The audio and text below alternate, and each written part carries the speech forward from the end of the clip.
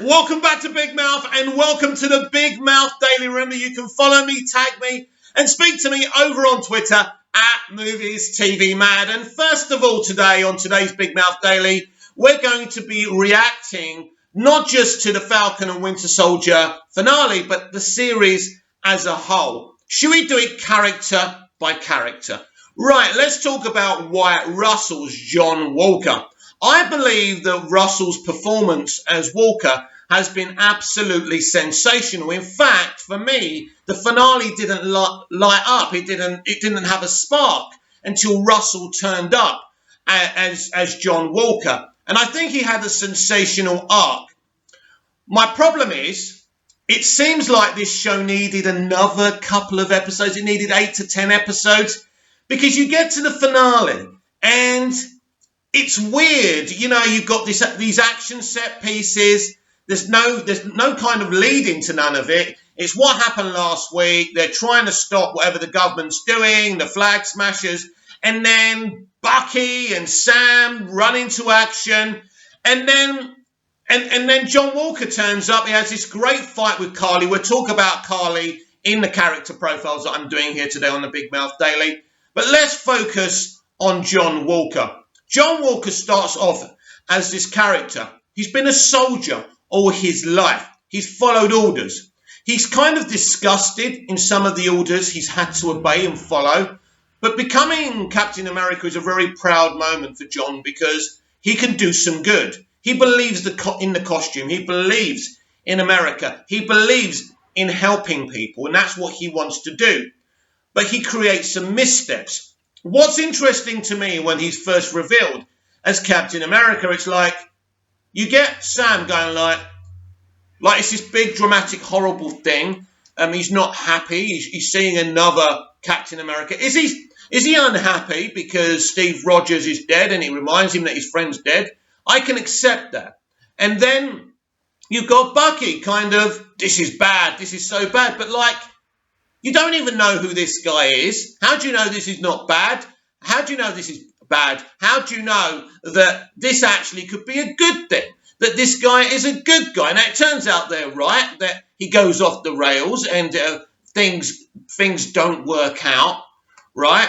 But ultimately, John Walker has a great redemption in the finale. The problem is for me, he's working now with Bucky and Sam. He even taps Sam on the back like they've been friends for years. It's weird. There's no build-up to this. There's no conversation between the characters. Look, we misjudged each other. We're mates now. We're working together. Nothing. It's really a credit to Wyatt Russell for making this whole arc work, because I think the only interest of Kevin Feige and these showrunners was to have racist commentary, right?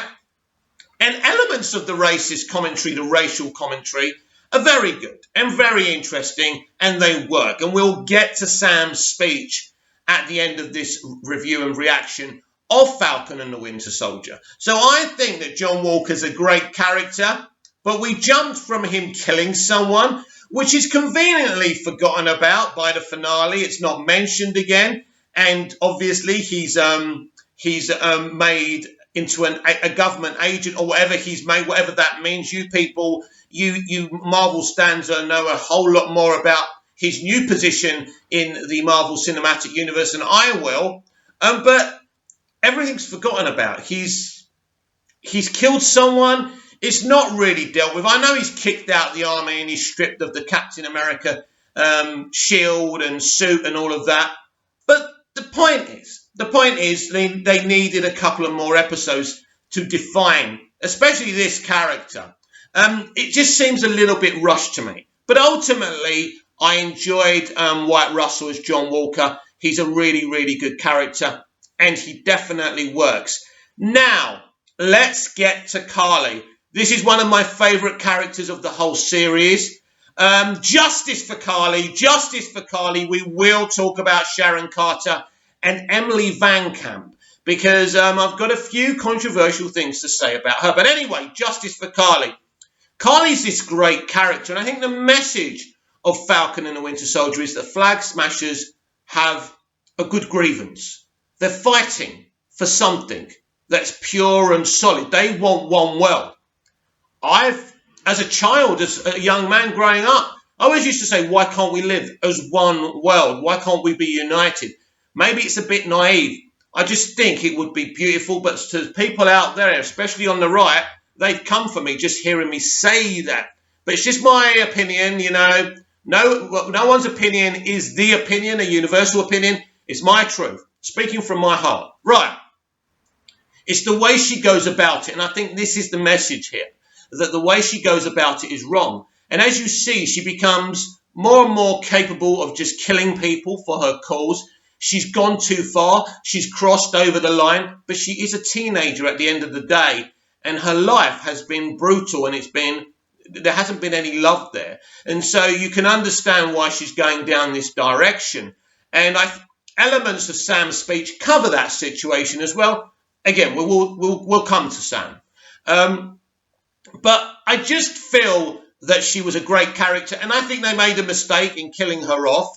I don't think the writing for her was great. I think her performance was the one that made this character work better than it should have, really, because, as I say, it's a very rushed series. We don't spend enough time to allow these characters to breathe. We talk about Zack Snyder's Justice League getting 4 hours on screen. It allowed the characters to breathe, and you get to know them, and it's great. This is the problem with this series. Now, it's different with WandaVision. I felt we got to know the real Wanda, and that was great, really, because we never spent enough time with Wanda before. So I really enjoyed getting to know her, and the more I got to know her, the more I liked her, by the way, which was great. But this show needed more episodes. But Carly was a great character. I can imagine what kind of arc she could have had throughout the future of the MCU, Phase 4, Phase 5, even Phase 6. But they killed her off. A mistake. But Sharon Carter killed her. Now, clearly, Sharon Carter killed her in the guises of protecting Sam. But ultimately, she wanted to silence her. Carly had worked for Sharon Carter. Sharon Carter is the power broker, which was the worst kept secret in MCU history, wasn't it? It was pretty obvious that she was the power broker. So she's a villain. We might as well talk about Sharon now. Listen, Emily Van Camp is a solid, hard-working actor.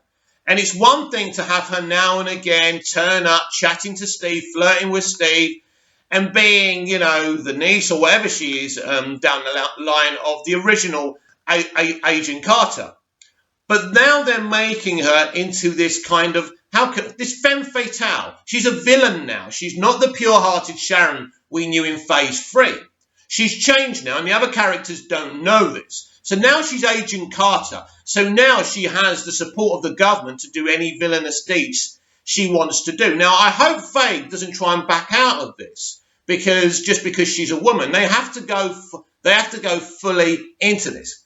And I'm sure all of these threads will continue in Captain America 4, which has been announced. So that's going to be interesting, and we'll talk about that at the end of this discussion. My problem is with turning her into a femme fatale, which I assume is in the comics. Emily Van Camp hasn't got the tools in her closet to pull it off. You need a young Joan Collins, someone like that, someone with the devil in her, an actress who thrives on doing this. And you can tell that Emily Van Camp can't play a femme fatale. It doesn't work. But they picked her because Hollywood casting is about a nod and a wink. And that's how it works. So although I like this twist, I like the direction they're taking the character, I'm not sure if this actor can pull it off, but only time will tell.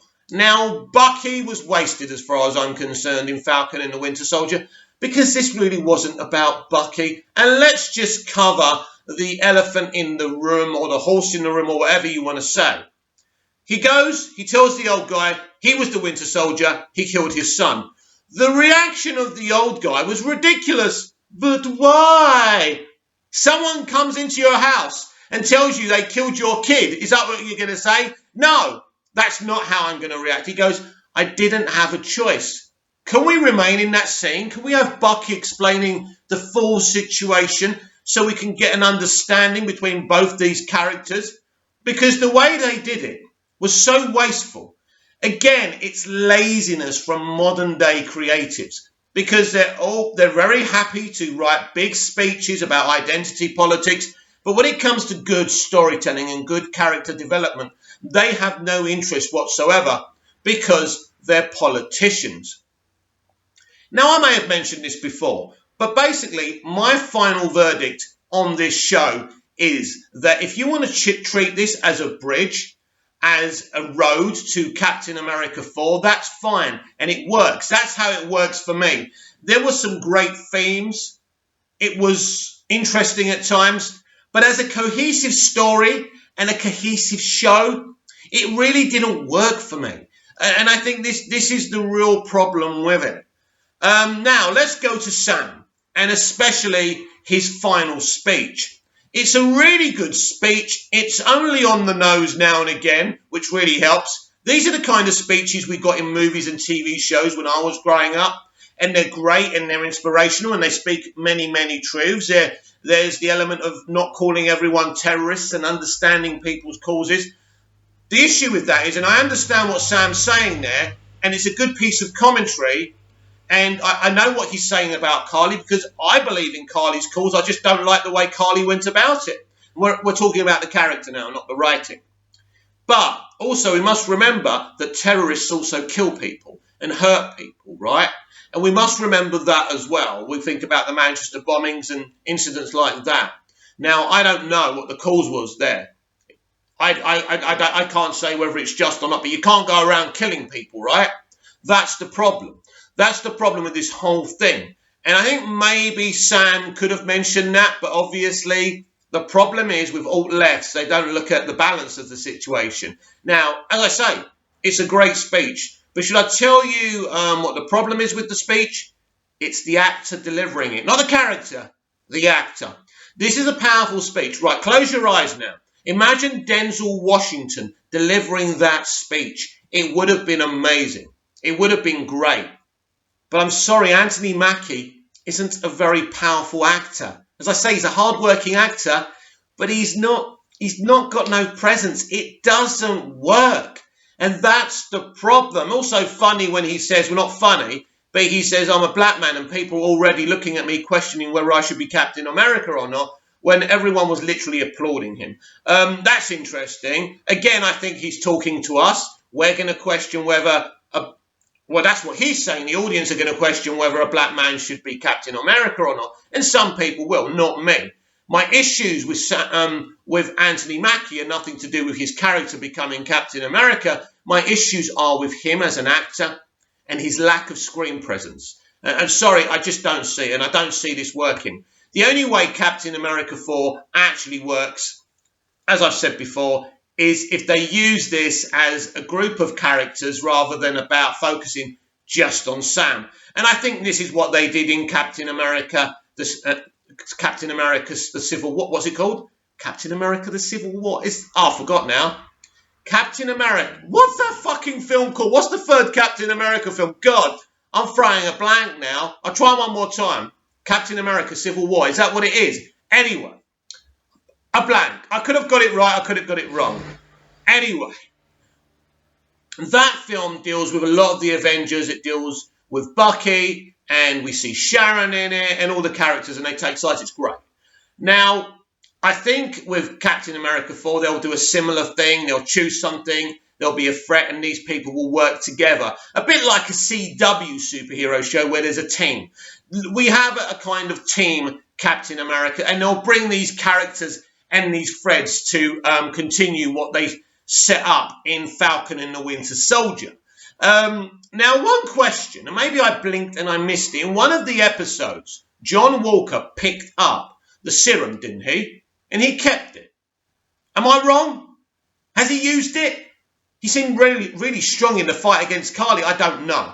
So I have no idea what happened with that serum. And if you know what happened to the serum that John picked up, please let me know in the comments below. I will give Falcon and the Winter Soldier 3 out of 5. I think it's a passable show. I think it does a lot of good things. Big issues with Anthony Mackie and issues with Emily Van Camp as Sharon Carter. I don't think they work in those roles, but it's more important, obviously, with Anthony Mackie. They really should have cast him more carefully, considering that Feige would have known, if he was following the comic canon, that Sam Wilson would eventually become Captain America. Now, in the comics, it's briefly. He becomes Captain America briefly. I don't know how long he'll be Captain America for. I think it's just tokenism as far as the MCU are concerned, and I don't think he will remain in the character as the character very long. But we will see. I still expect Bucky to become Captain America. He also becomes Captain America in the comics. I don't know really what they're going to do with him next. It's a bit odd with Bucky. I think they've skipped the tank there. They didn't do enough with him as far as I'm concerned. The Snyder Cut. The Snyder Cut. The Snyder Cut. Restore the Snyderverse. What's the future here? What's going on here? What can we expect? Is there any hope? Interesting, earlier this morning when I woke up, I saw this video on YouTube. It was a 5-minute IGN video saying how the Snyder Cut failed HBO Max. These people are not even trying to be journalists anymore. Are you kidding me? We all know it was a success. You can't keep on hiding behind this nonsense, these false narratives. It was a success. I don't want to keep debating this. The film was very successful. I was on Twitter with people reacting to it, not even in our fan base, not even biased people, verified accounts that I'd never even heard of before. Loved that movie. It was a success. It broke streaming records, and you know it. It has been bringing subs to HBO Max since its announcement last May. There's no getting away from that. That shouldn't be the debate, and that shouldn't be the conversation. Now, what interested me about a few days or whatever after the movie launched on HBO Max, our fandom did a little event on Twitter. It became a big event, and we got 1.5 million tweets. We were trending. It was huge. It was huge. It was more than that November day back in 2019, was it, when Gal Gadot and Ben Affleck tweeted release the Snyder Cut. So it was massive. And then last week we had another event. We even had people driving a van out saying restore the Snyderverse. Amazing. Well done to those people. And we got about 110k tweets, maybe even more than that. Now that's a great number. That's huge. But there is a disparity already, isn't there, from the 1.5 million to the 110, 120k, whatever it is, or whatever it was. It was, don't get me wrong, over 100k tweets is huge. But you can already see that the interest is waning a little bit. And I'll be interested to see how much the next event will do. Maybe it'll be less than 100k tweets. I think the momentum is slowing down. And I think it's just, you don't need me to tell you that. Listen, this is what's going to happen. This is my prediction again. I'm not speaking universally. I'm just telling you my opinion. You know I love Zack's free DC movies. I'm not a diehard Snyder fan. I don't sit there going, oh, I'm obsessed with everything Zack's ever done, even the ads he did when he first started in the industry. I'm just saying I love his free DC movies. I'm a DC fan. That's where my point of view ends. But I believe he's now shaping this Army of the Dead franchise on Netflix. I think that's Zack's future. And I think if you're a diehard Snyder fan, I think that's where you're going. You'll be focusing on that. You'll be watching more stuff on Netflix. And slowly but surely, you will lose interest in restoring the Snyderverse. It's very sad. So those people who are actually real DC fans but like Zack stuff but want to support the Central Universe, you want to support the Hamadaverse as well, you will do that. And I think those of you who are just die-hard, Snyder acolytes, which I'm not, by the way, will just go over to Netflix and focus on the Army of the Dead franchise. He's going to do more and more stuff. He's got a plan there. It even sounds interesting to me, right? And I'm not even an acolyte. I'm just an admirer of his DC movies, right? And I fought to release the Snyder Cut, and I'm fighting to restore the Snyderverse. There's nothing more that I would love. I'm just trying to paint you a picture of the future here. And I believe the future is, for Zack Snyder fans and for Zack Snyder, the Army of the Dead franchise. It's perfect for him. It's not a big IP. He may make it a big IP. It's not a big IP. It's not DC. There's a difference from allowing someone freedom on something like Army of the Dead and then people like Warner Brothers, a company like Warner Brothers, and an IP like DC. No one is going to allow you to have a free reign on it. And I'm sorry, that's just the way it is.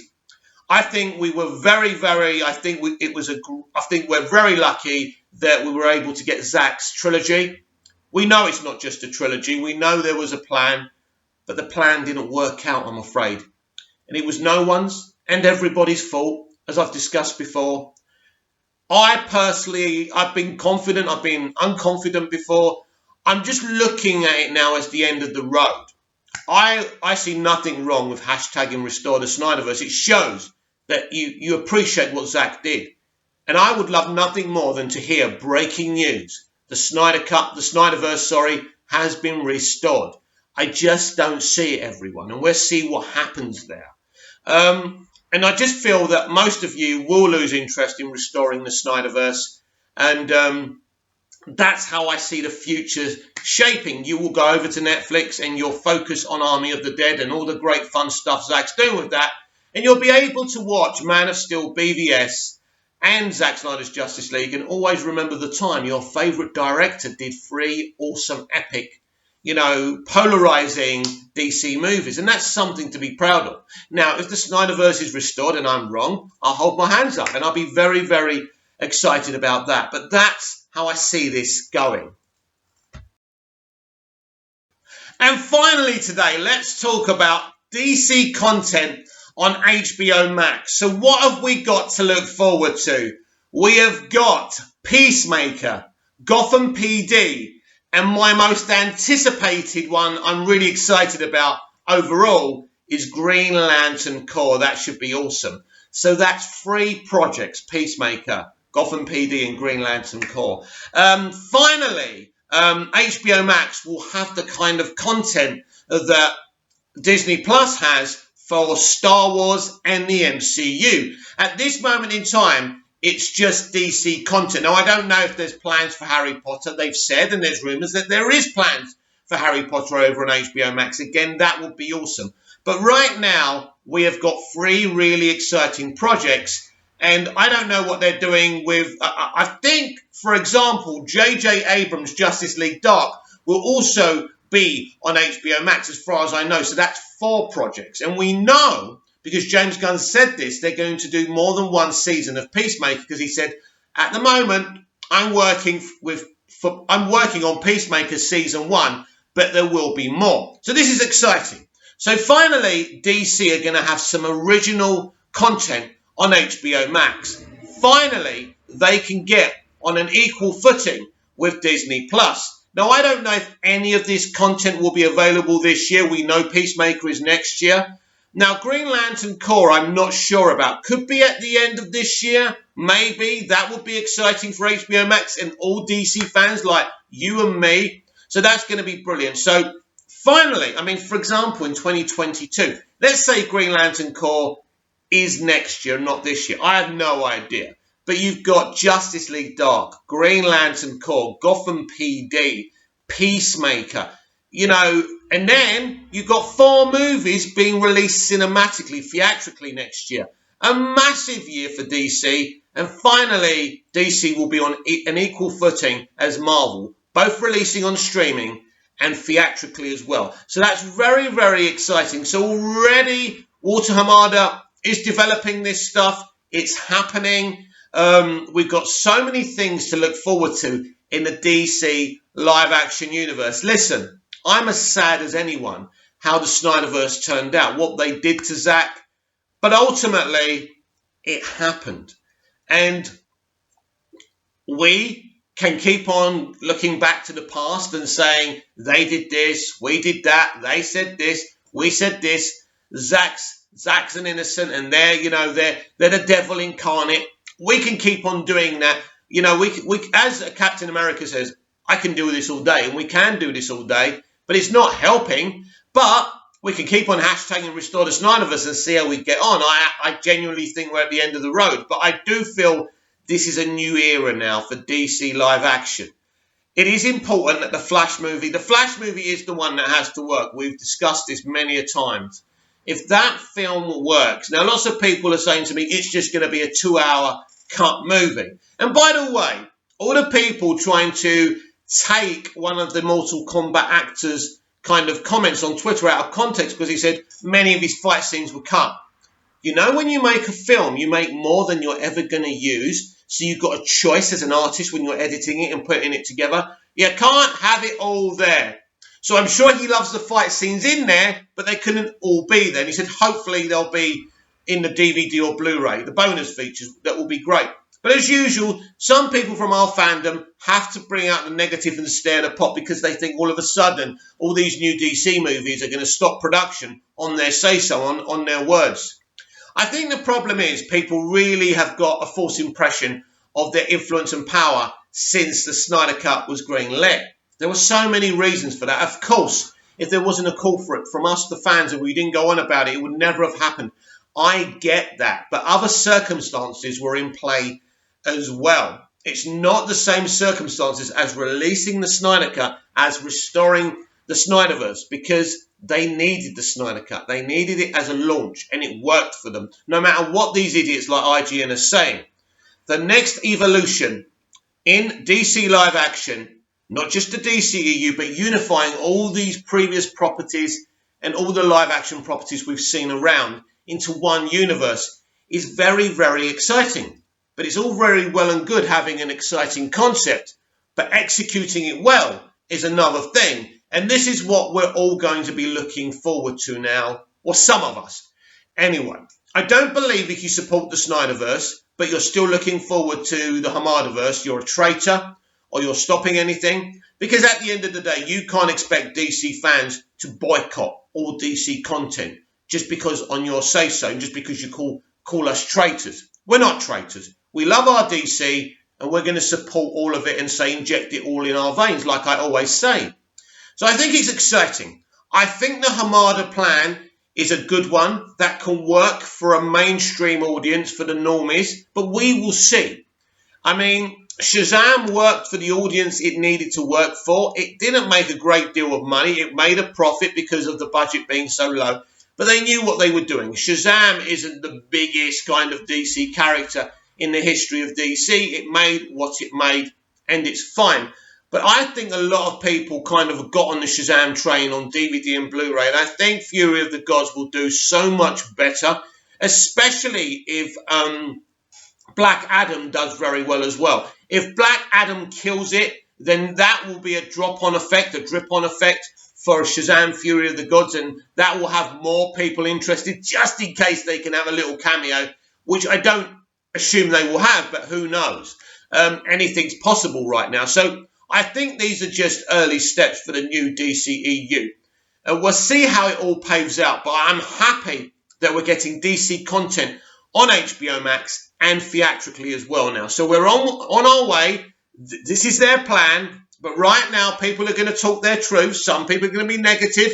Some people like me are going to be positive. And we'll just see how it all works out. But until we see the next string of movies, and the first one, of course, is James Gunn's The Suicide Squad. Then we've got Matt Reeves' The Batman next March. It's about baby steps. It's about being patient. I have seen a test screening for James Gunn's The Suicide Squad. But when I say we, I mean you, obviously. You haven't seen it yet. I have, and I've recommended it. I've given it my full recommendation. I think it's a really good film that everyone's going to enjoy. But, of course, there's going to be people with an agenda who are going to say they hate it, even if they don't hate it. And that's just the negative world that we live in. This is where it is. Everyone has their airspace on social media to speak. But me, personally, I'm excited for you to see James Gunn's The Suicide Squad. And I'm excited for the future of DC live action. Comment down below. Like, share, and subscribe. And I'll be back tomorrow with even more HBO... What? You know what? Every time I go to say the Big Mouth Daily, for some reason, I'm about to say the HBO Max Daily. That'd be free marketing for HBO Max, so I'll start again. I'll be back tomorrow with even more Big Mouth Daily. See you again soon. Bye-bye.